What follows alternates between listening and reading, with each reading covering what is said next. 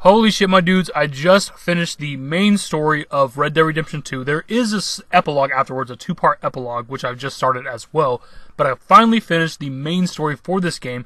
So now I can finally bring you guys my review of Red Dead Redemption 2. And there will be spoilers, as there are with pretty much every review I've ever done. So spoiler warning now, because my videos are unscripted. I do have a lot of things written down that I want to discuss about the game, of course. But still, I talk off the top of my head for pretty much all my videos. And if you've never watched a review of mine, I just roll gameplay in the background and we just discuss all the good and bad things I like about the game. So the next installation in the Red Dead series is something I've been looking forward to for a very long time. I think it was in 2016 that we got revealed that it was Red Dead Redemption 2, and that it was going to be a prequel. It was supposed to come out in fall of 2017. It got delayed until March of 2018, got delayed until fall of 2018, and then it eventually came out in, I think, October 26th, if I remember correctly off the top of my head. This is a game I've been waiting for a very long time. I didn't know if I wanted a prequel, a sequel, just its own story within the Red Dead universe, or whatever you want to call it. But the prequel ended up being a very, very good choice, I think. With it being a prequel, we get to see everything that led up to the beginning of John Marston's story in the first Red Dead Redemption game. I think that's a very fantastic choice.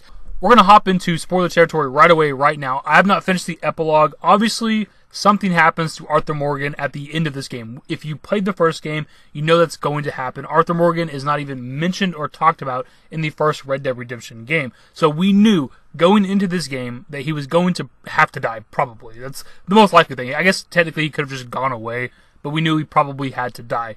And the epilogue of this game lets you play as John Marston, which, again, to Rockstar's credit, I think is a fantastic choice. He dies at the end of the first game, and we all get to play as his stupid-ass son, which nobody really liked. And this lets us play as John Marston again, which is awesome, but it's like the beginning of John Marston's story, or a little more of his beginning, and what leads up to the events of Red Dead Redemption 1, which I'm sure is what the epilogue is going to be about. Maybe, like, get the ball rolling on him going after the rest of his gang. Now, back to the main character of this game, Arthur Morgan. I absolutely got invested in this character. I think the voice actor did a fantastic job. I love the arc and the story they gave Arthur Morgan. In the beginning stages of the game, he's just a bad guy. He's just an outlaw. He'll do anything that Dutch tells him to do, but that changes as you progress through the story, and you start seeing that Dutch is kind of crazy and doing things for himself. And that's the other thing, too. The character arc for Dutch was badass as well, almost as good as Arthur Morgan's. Seeing the downfall of Dutch Vanderland and the character arc for Arthur Morgan at the same time is just great, man. I think it was a perfect storytelling, in my opinion. So if you want to get a little more specific with both of their character arcs, Dutch changes at a certain point in the story where he starts killing people unnecessarily. Obviously, you've killed people along the way through the journey, but you've pretty much only ever killed bad guys. You never killed anybody you didn't have to kill, but Dutch starts changing. I don't know if it's ever actually explained why he changes up what he's doing at a certain point in the story, and maybe it's just self-preservation, but because he kind of just gives up on, like, John Marston for some reason. Like, he just stops giving a shit about certain members of the gang, and I don't recall it ever actually being explained as to why. Maybe it's something that's told in the epilogue. I don't know for sure. As for Arthur Morgan, of course, he notices Dutch being crazy and acting different, but he also gets sickness. He gets tuberculosis, and he knows he's going to die at a certain point, so that's where his character arc really starts to change, because he wants to do as much good as he can before he dies. At least try to help John Marston, Abigail, and Jack get out of the gang and get a better life, get an actual life. And again, to Rockstar's credit, I feel like this was a perfect choice and perfect storytelling. We knew Arthur Morgan had to go by the end of the game. He was not at all in Red Dead Redemption 1. And they chose to go this route. Instead of him just like maybe getting shot in the back or getting killed by Dutch or something later on in the story, he dies of tuberculosis. You don't actually ever get killed by another character or something in the story, which I think was a good choice. Because you don't want Dutch to like kill him by the end. Even though they're button heads through a lot of the end game, you feel like Dutch at some point is going to turn on you and kill you, but then the bad guy would win, and you don't want that, and that's not what happens. And don't get me wrong, Dutch does leave you for dead and John Marston for dead at a certain point throughout the story, but still, by the end of the game, it's not actually what kills you. Speaking of him leaving John Marston for dead, that actually happens in this mission you're watching right now in the gameplay. Later on, John Marston gets shot, falls off the train, Dutch goes back to save him. At the end of the mission, he doesn't have John with him, and he says he wasn't able to save him, John's dead. But we know, because this is a prequel, that John Marston is still very much alive, and that Dutch is lying to us. We know that, but Arthur Morgan doesn't know that yet. And again, I think this is great storytelling, making use of the fact that it is a prequel. We have knowledge, if we've played Red Dead Redemption 1, that character is not actually dead. And I guess if you didn't play the first Red Dead Redemption game, then that'd probably come as a surprise to you later on when you see John Marston. Now, I wasn't sure how I felt about the tuberculosis thing at first, because it kind of came out of nowhere, if I'm honest, but again, Rockstar was doing it intentionally. They know that their audience is not stupid. Arthur Morgan had to die by the end of the game, so instead of having him just die randomly, kind of like the very end of Red Dead Redemption 1, they actually let you build up to his death, which I think is great. You see his character arc because he knows he's going to die. Because Arthur Morgan knows that he's dying, he wants to do better, like I mentioned previously, and he starts changing. You start seeing that reflected throughout some of the missions that you do. Throughout the entire game, you're collecting debts from people that owe the gang money. In the early stages, you had no problem beating some dude down, beating his ass just to get some money from him. But at the later end of the game, when it's Arthur Morgan with tuberculosis and he's damn near on his deathbed, you have no problem absolving people of their debts or even giving them money and telling them to flee and eventually kicking the guy out of the gang that you're collecting debts for. And by the end of Arthur Morgan's journey, it's very sad in my opinion. I got choked up very few times that's ever happened with a video game. I'm talking I can count on one hand that a video game has ever made me emotional at all. And this game did that, man. I was pretty surprised by that. I was definitely invested in Arthur Morgan, the character. And I can say, by the end of this game, and it might be just because it's the newest game in the series that I've played, I liked Arthur Morgan more than I liked John Marston from Red Dead Redemption 1. I'm definitely excited to finish the epilogue and play as John Marston again. But still, I gotta say, at this point in time, I like Arthur Morgan more than John Marston. So we've talked about the story more or less for about 6 straight minutes, so let's get on to some other aspects of the game. First up is the gameplay. I've heard a lot of people hate on this, like the shooting and the gunfights in the game. People didn't like it. I don't understand why. It's pretty damn simple. If you're watching me play this, other than like some of the throwables, I suck with like fire bottles and stuff like that. Other than throwing items, like the guns and shit like that, it's very, very simple. I don't know why anybody would have any struggles with it. I think people are used to Rockstar games where you have the auto lock-on system, the auto aim, and then just like firing and melting people. Whereas in this game, there's like a breath system where like once you aim on somebody, Arthur Morgan holds his breath, you hear him breathe in, and the reticle gets smaller and smaller and tighter so that you can shoot the person more accurately. And I think people are just used to spamming in Rockstar games, and you can't do that in this game. Once you get the hang of that, it's very, very simple. Now the controls, I understand why people have a problem with that. They're very tanky, not like old school like Resident Evil 1 type of tank controls, but like your character has to do a full 360 to turn around and walk towards the screen essentially, whereas in most games if you were to just hit down on the analog stick, your character would 180 and would already be walking in that direction, whereas in this game you actually have to like turn the analog stick in like a 360 motion. It just turn your character around, which is pretty frustrating at times, but I also think it's just a small thing to complain about. It's really not that big of a deal. Visually speaking, I think the game looks great. It's obviously not pushing boundaries of current-gen console games, but they don't really have cinematic cutscenes. Like, they have cutscenes, but they transition from cutscene to gameplay constantly, which is pretty damn awesome. I've never really seen a game do that ever.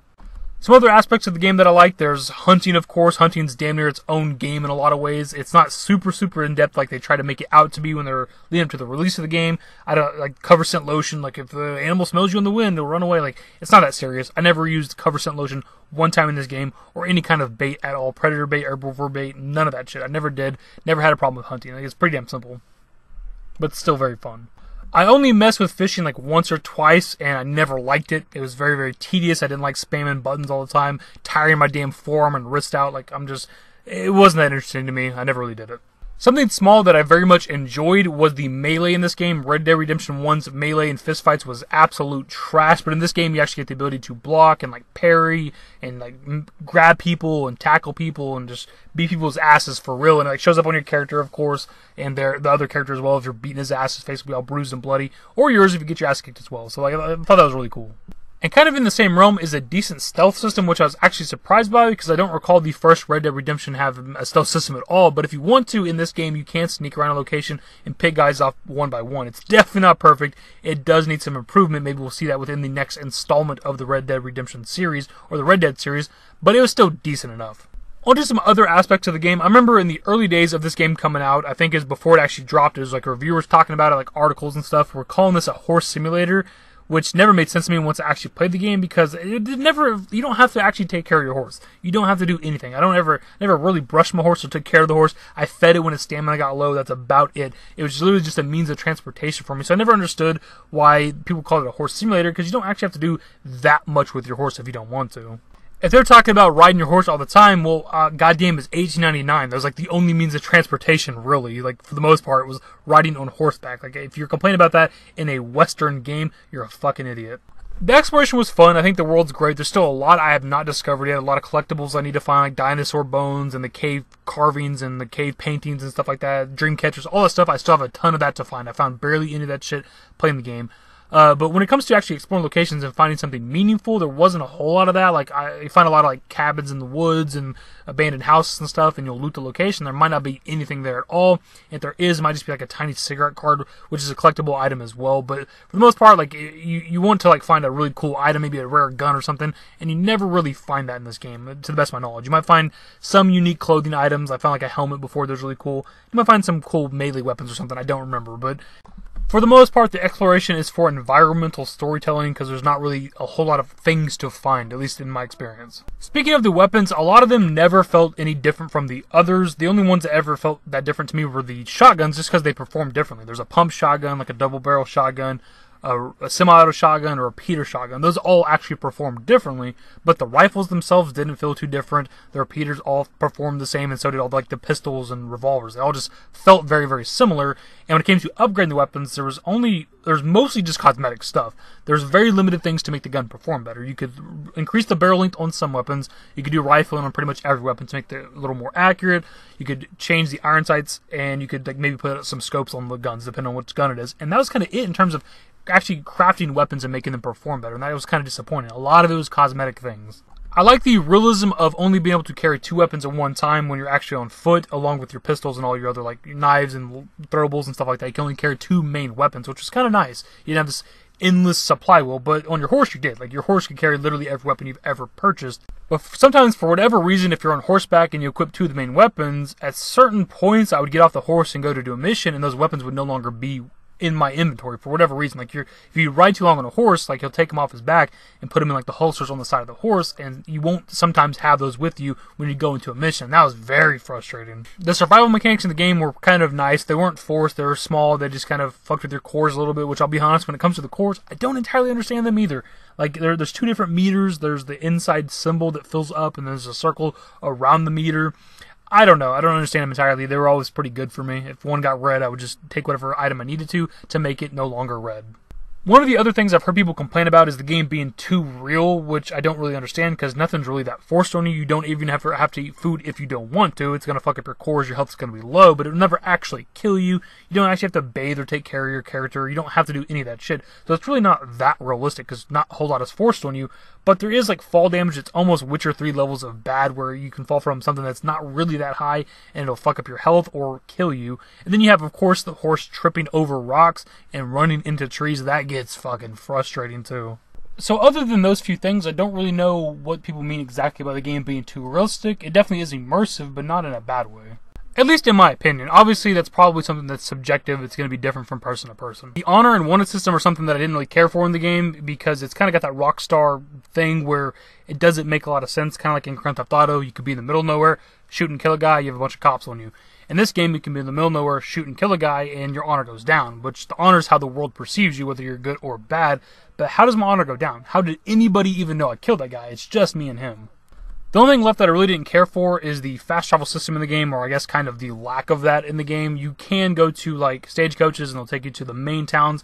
There's only a handful of those, which kind of sucks, and I think you can ride a train. I don't know if the train lets you fast travel, if it's a cutscene, or if you ride the train the whole time. I don't know. Never even did it one time in the game. But other than that, you're forced to ride your horse the whole time, so the game length is kind of padded by that, because the game would be shorter if you could just fast travel from town to town anytime you wanted to. And when you got a game that's this big, you kind of need a fast travel system a little bit. I understand it's old times. It doesn't make any sense if you could just fast travel instantly. But still, it's a pretty damn big map. I don't know how it compares to modern games, but it's still a decent-sized map. And it gets kind of tedious having to ride from town to town, 5 or 10 minutes in between travels all the time. Like, it just gets a little repetitive. And I believe that's everything. There might be some stuff I'm missing, but I think I covered just about every aspect of the game for the most part. Again, there's still the epilogue, and story-wise, story purposes, it's probably important that I play that, but I didn't think it mattered too much because we did Arthur Morgan's story, which is the main part of the game. And that's the main thing I wanted to complete to do the review. I knew for a long time now that you get to play as John Marston in the later part of the game, so I just wanted to get to where we're playing as John Marston and then review the game for you guys. And with all that being said, this game is absolutely my game of the year 2018. I don't have a PS4. I didn't get to play God of War or Spider-Man. I'm sure those games would have been highly rated for me. I probably would have enjoyed the hell out of them, but I still, knowing me, would have enjoyed this game more than those. And for me personally, the game is a 10 out of 10, and I know it has problems, I know it has flaws, similar to Witcher 3. Witcher 3, I listed a ton more issues than I had with this game, and I still gave that game a 10 out of 10, so I'd be hard-pressed to not give this a 10 out of 10. And I know that it's not a perfect game. And giving it a 10 out of 10 rating doesn't mean the game's perfect and has zero flaws. Obviously, it has some issues. Even me, somebody who loves the game, point out a few things that I did not like. And I get why people don't like certain aspects about the game. That's fine. I'm not trying to convince you to like the game as much as me. But there's just the things that some people rate as flaws or detriments to the game don't really bother me. Anyways, a little over 2 months later, I finally bring you guys my review for Red Dead Redemption 2. Fantastic journey, and I can't wait to finish the epilogue. It was so damn fun playing this game. It was definitely worth the wait. I don't know how long it took me to complete the story. I don't know the length of time I've been playing the game. The story did seem kind of short. Like, if I was just doing, main mission after main mission, I feel like I'd beat the story pretty damn quickly. Either way, guys, there you have it. My review of Red Dead Redemption 2. Let me know your thoughts in the comment section below. If you guys have played the game, if you've completed the story, what did you think? Where does it rate on your scale? Was it your Game of the Year 2018? All that shit, leave it in the comment section below. Hopefully you guys enjoyed my review, and if you did, give it a thumbs up. Subscribe to the channel if you guys are new. Turn on notifications. Follow me on Twitter at TheDashingDavid, at my Discord. Links to my social networks are in the description and in the outro. Later, guys. Give me forever for a while, give me forever for a while. Quit acting like a baby, or at least less like a child. Give me serenity, or at least just peace of mind.